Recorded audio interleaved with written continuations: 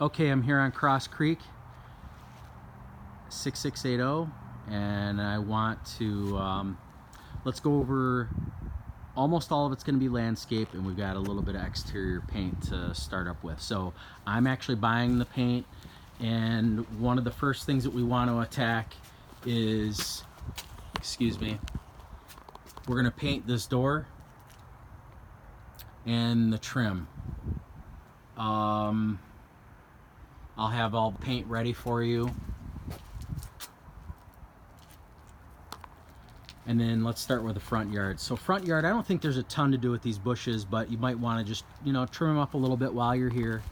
You're gonna see like a lot of extra, these like little stick things, you know, that are poking up out of the ground, just I guess extra roots from the tree.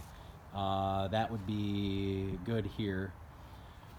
I'm not real sure exactly what to do with this giant root right here. I mean, obviously we could chop it, but man, that would be a lot of work. I don't know if it makes sense to bring some dirt here. Maybe we could chop this. Don't hit that hose though, because that is kind of up out of the ground. I'm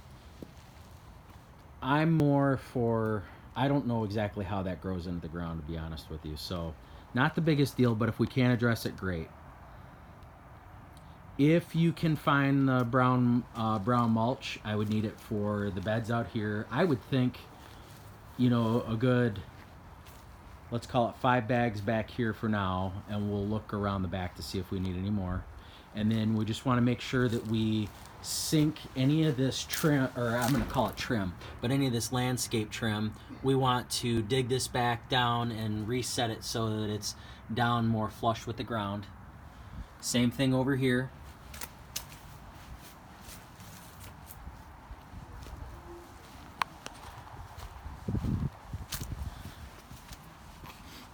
Coming back here, let's go ahead and knock this guy down.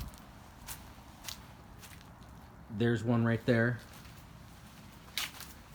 There's another little scrub tree growing right there.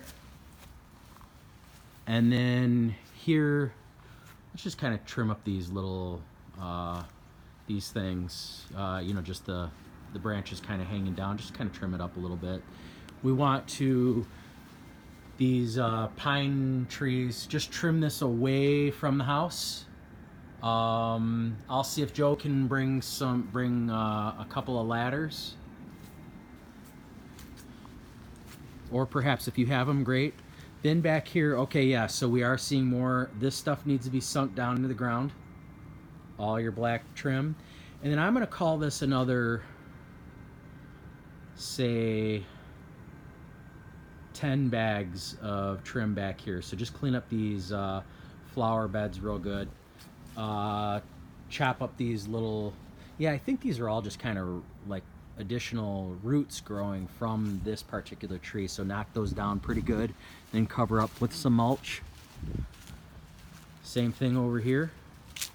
You've got a sapling over by the back of the house. Knock that down real good. I don't know if what kind of a blade you're gonna need to get next to that, next to the brick, but anyway, got to get that. Just kind of knock all this stuff down too. You might maybe knock down this branch, you know, one of these branches that's hanging down if it seems like it's in the way. And then you also have the pine tree that is growing up against the house over here. Knock, you know, kind of get up there and knock some of this stuff down too. That'd be fantastic.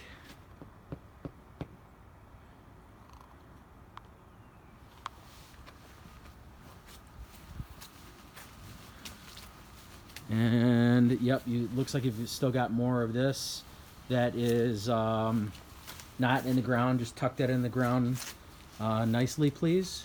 And from what I can tell, that seems to be about it. Thanks.